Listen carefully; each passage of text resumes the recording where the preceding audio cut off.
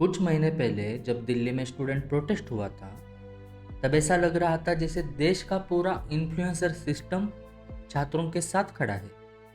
Actors बोल रहे थे, पॉलिटिशियंस बोल रहे थे, सोशल मीडिया पर क्रिएटर्स लगातार वीडियो डाल रहे थे। हर दिन नया बयान, हर घंटे नई पोस्ट और हर तरफ एक ही सवाल था कि छात्रों के साथ ऐसा क्यों हो रहा है। लेकिन अब वही सवाल झारखंड में भी खड़ा है। वहां भी स्टूडेंट सड़क पर है। वहां भी अपने भविष्य और भर्ती परीक्षाओं को लेकर सवाल पूछ रहे हैं। वहां भी लाठियां चली है। वहां भी छात्र घायल हुए हैं। लड़कियां तक साथ पुलिस कार्रवाई की तस्वीरें और वीडियो सामने आए हैं। लेकिन इस बार वही आवाजें क्यों सुनाई नहीं देती। और यही मेरा सवाल शुरू होता है। अभिजीत दिपके जी, आपको जिसकी जरूरत दिल्ली के छात्रों के लिए महसूस हुई थी, वही जरूरत झारखंड के छात्रों के लिए क्यों नहीं है। सीजेपी की जरूरत वहां भी है, क्योंकि वहां भी छात्र ही प्रोटेस्ट कर रहे हैं। सिर्फ दिल्ली में ही छात्र नहीं रहते। सिर्फ दिल्ली के छात्रों का भविष्य ही भविष्य नहीं होता। झारखंड का एक छात्र भी उतना ही महत्वपूर्ण है जितना दिल्ली का एक छात्र। और अगर आपका पूरा मुद्दा छात्रों के अधिकारों को लेकर था, तो फिर यह अधिकार जगह देखकर कैसे बदल गया। दिल्ली में छात्र सड़क पर उतरे तो आप उनके साथ खड़े होंगे। झारखंड में छात्र सड़क पर उतरे तो अचानक आप कहेंगे, मुझे इसमें क्यों घसीट रहे हो। भाई, सवाल इसलिए किया जा रहा है क्योंकि आपने खुद इस तरह के मुद्दों पर अपनी आवाज बनाई थी। आपने खुद स्टूडेंट प्रोटेस्ट को लेकर वीडियो बनाए थे। आपने खुद लोगों से कहा था कि यह देश का मुद्दा है। तो फिर आज झारखंड के स्टूडेंट्स के साथ वही संवेदना क्यों नहीं दिखाई देती। क्या वो हमारे देश का मुद्दा नहीं है? और यह सिर्फ एक दो लोगों की बात नहीं है। कई ऐसे चेहरे हैं जो दिल्ली के प्रोटेस्ट के दौरान हर दिन सोशल मीडिया पर दिखाई दे रहे थे। कुछ लोग वहां पहुंच रहे थे, कुछ वीडियोस बनाकर डाल रहे थे, कुछ सरकार से सवाल पूछ रहे थे, कुछ छात्रों की आवाज को देश तक पहुंचाने का दावा कर रहे थे। लेकिन झारखंड आया तो अचानक सन्नाटा। कुछ लोग तो इतने शांत हैं कि लगता है जैसे सोशल मीडिया से ही गायब हो चुके हैं। और यहीं पर एक सवाल बहुत जरूरी है, क्या आपका समर्थन वास्तव में छात्रों के लिए था, या फिर उस समय का एक खास नैरेटिव आपके कंटेंट के लिए ज्यादा सुविधाजनक था। क्योंकि अगर आपका मुद्दा सिर्फ स्टूडेंट था, तो स्टूडेंट तो यहां भी है झारखंड में। अगर आपका मुद्दा सिर्फ पेपर और एग्जाम सिस्टम था, तो यहां भी वही सवाल है झारखंड में। अगर आपका मुद्दा पुलिस की कार्रवाई था, तो यहाँ पुलिस की कार्रवाई भी हुई है झारखंड में। अगर आपका मुद्दा छात्रों के भविष्य का था, तो यहाँ भी हजारों छात्रों का भविष्य दांव पर लगा है। फिर फर्क क्या है? फर्क सिर्फ इतना है कि इस बार कहानी आपके पसंदीदा नैरेटिव में फिट नहीं बैठ रही। और यही सवाल पूछना भी जरूरी है। लेकिन पहले समझते हैं कि झारखंड में मामला है क्या। झारखंड के छात्र लंबे समय से भर्ती परीक्षाओं और नियुक्तियों से जुड़े सवाल उठा रहे थे। जेपीएससी, जेएसएससी की परीक्षाओं को लेकर गड़बड़ियां, अनियमितताओं और भर्ती प्रक्रिया में पारदर्शिता की मांग को लेकर छात्र लगातार आवाज उठा रहे थे। यह कोई एक दिन का गुस्सा नहीं था। ये महीनों से जमा हो रही नाराजगी है। जब छात्रों को लगा कि उनकी बात नहीं सुनी जा रही, तो उन्होंने आंदोलन का रास्ता चुना।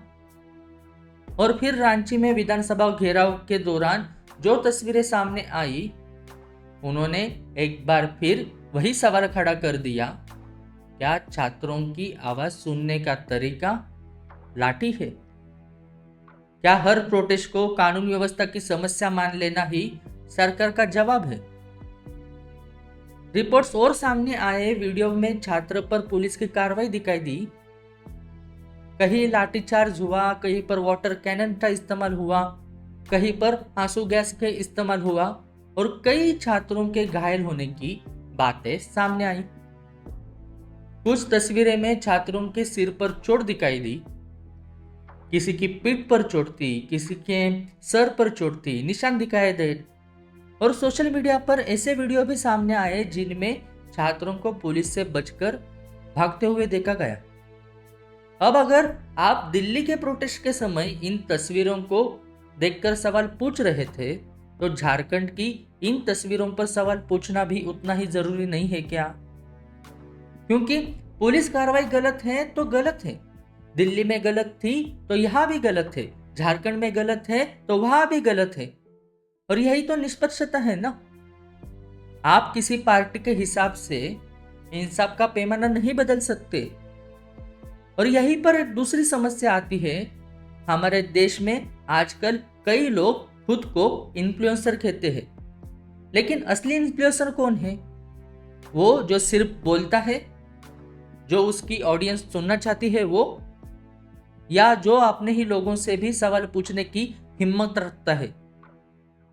मुझे फेक इन्फ्लुएंसर की जरूरत नहीं है, हमें ऐसे लोगों की जरूरत है जो सच सामने रखे, ना कि सिर्फ एक नैरेटिव बनाए और फिर उसी नैरेटिव के हिसाब से हर घटना को देखे। क्योंकि अगर आप सिर्फ सरकार के खिलाफ होने वाली चीजों पर बोलते हैं तो आप पत्रकार नहीं हैं, आप इन्फ्लुएंसर नहीं हो। और अगर आप सिर्फ सरकार के पक्ष में होने वाली चीजों पर बोलते हैं तब भी आप निष्पक्ष नहीं हैं। सच का मतलब है कि जहां गलती दिखे वहां सवाल पूछा जाए, चाहे गलती बीजेपी की हो, चाहे कांग्रेस की हो, चाहे जेएमएम की हो, चाहे किसी भी सरकार की हो। और यही बात मीडिया पर भी लागू होती है। जब मीडिया के कुछ लोग मोदी जी और बीजेपी की तारीफ करते थे तब आप उन्हें गोदी मीडिया कहते थे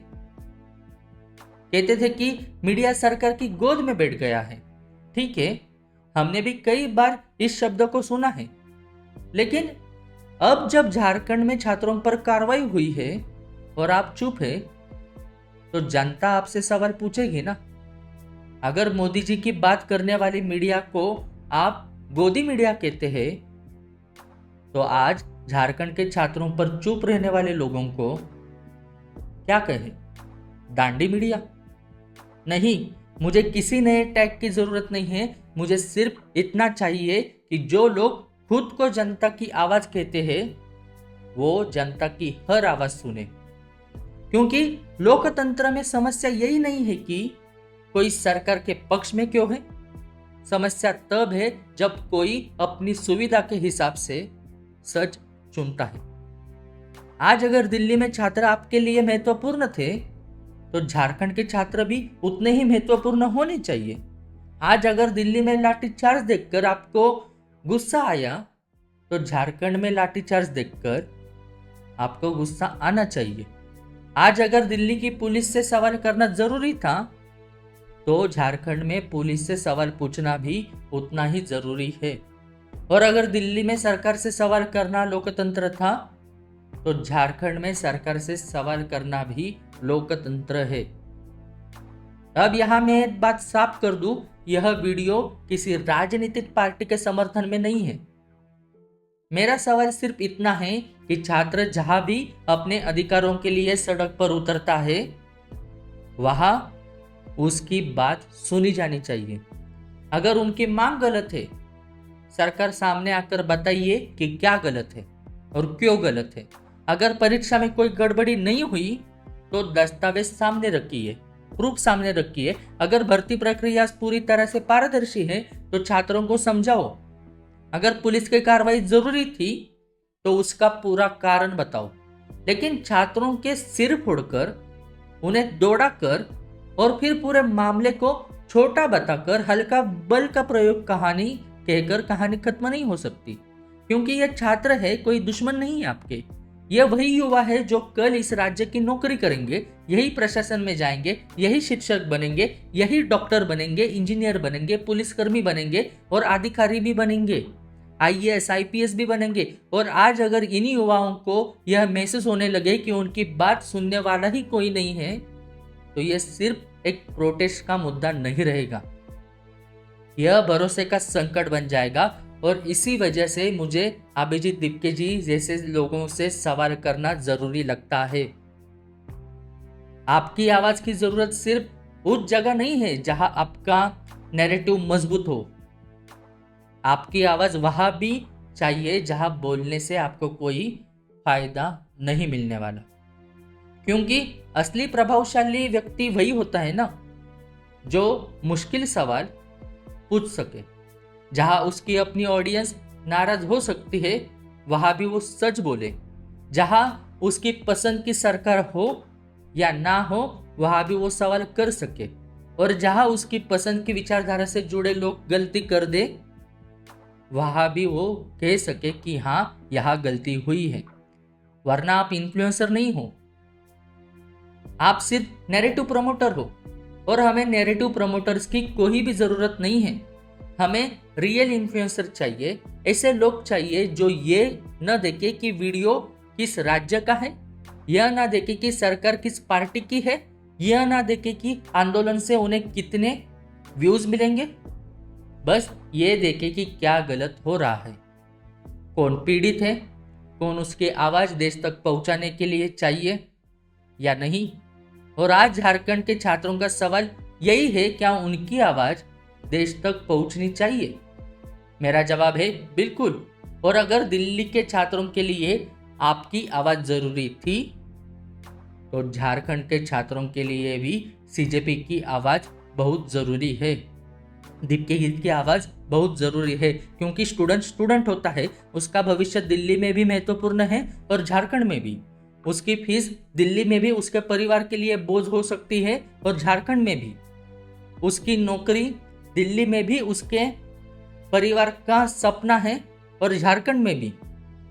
उसका पेपर लीक होने पर उसका भविष्य दिल्ली में खतरे में है, बर्बाद होता है और झारखंड में भी होता है। तो फिर समर्थन में इतना फर्क क्यों? और यही असली सवाल है। और अंत में मीडिया और सोशल मीडिया दोनों के लिए एक बात कहना चाहूंगा, किसी एक पक्ष की बात सुनना पत्रकारिता नहीं होगी, इन्फ्लुएंसिंग नहीं होगी। किसी एक विचारधारा की बार बार बात करना, दोहराना पत्रकारिता नहीं है। और किसी एक पार्टी के खिलाफ लगातार बोलना भी निष्पक्षता नहीं है। निष्पक्षता का मतलब जहां गलती है वहां सवाल करो। आज अगर झारखंड की सरकार गलत है, तो झारखंड की सरकार से सवाल करो। अगर पुलिस की कार्रवाई गलत है, तो पुलिस से सवाल करो। अगर छात्रों की तरफ से हिंसा हुई है, तो छात्रों से भी सवाल करो। अगर कोई राजनीतिक संगठन इस आंदोलन का फायदा उठा रहा है, तो उससे भी सवाल करो। लेकिन पूरी कहानी एक ही तरफ से मत देखो और मत दिखाओ, क्योंकि सच कभी सिर्फ एक तरफ नहीं होता। और शायद यही सबसे बड़ी समस्या है। हमने पत्रकारिता को अपनी टीम भी बना दिया। कोई कहता है कि इस टीम का हूं, कोई कहता है कि मैं उस टीम का हूं। और फिर जिस टीम की गलती होती है, उसे बचाने लगते हैं। लेकिन हमें टीम नहीं चाहिए, हमें सच चाहिए। इसलिए अभिजीत दीपके जी और तमाम इन्फ्लुएंसर, सीजेपी और उन तमाम लोगों से मेरा सीधा सवाल है जो दिल्ली के छात्रों के साथ खड़े हुए थे, झारखंड के छात्रों की आवाज कहाँ है? क्या वहां के छात्र आपके लिए भी उतने ही महत्वपूर्ण हैं? क्या वहां की लाठी भी आपको उतनी ही गलत लगती है? क्या वहां के घायल छात्रों का दर्द भी आपको दिखाई देता है? और अगर हाँ, तो आपकी आवाज अभी तक वहां क्यों नहीं पहुंची? क्योंकि देश सिर्फ दिल्ली नहीं है, स्टूडेंट सिर्फ दिल्ली में नहीं रहते, और लोकतंत्र सिर्फ उस जगह नहीं होता जहां कैमरे ज्यादा हो। लोकतंत्र वहां भी होता है जहां कुछ हजार छात्र सड़क पर खड़े होकर अपनी बात कह रहे होते हैं और सामने सत्ता की पूरी मशीनरी खड़ी होती है। उनकी बात सही है या गलत, ये जांचिए, लेकिन पहले उनकी बात सुनिए ना। और अगर आप खुद को जनता की आवाज कहते हैं, इन्फ्लुएंसर और मीडिया, तो जनता की आवाज चुनकर मत सुनिए, हर जगह सुनो। यही पत्रकारिता है, यही इन्फ्लुएंसिंग है, यही लोकतंत्र है और यही इन्फ्लुएंसर है, यही असली इन्फ्लुएंसिंग है। नमस्कार, आप देख रहे थे द कॉमन मैन।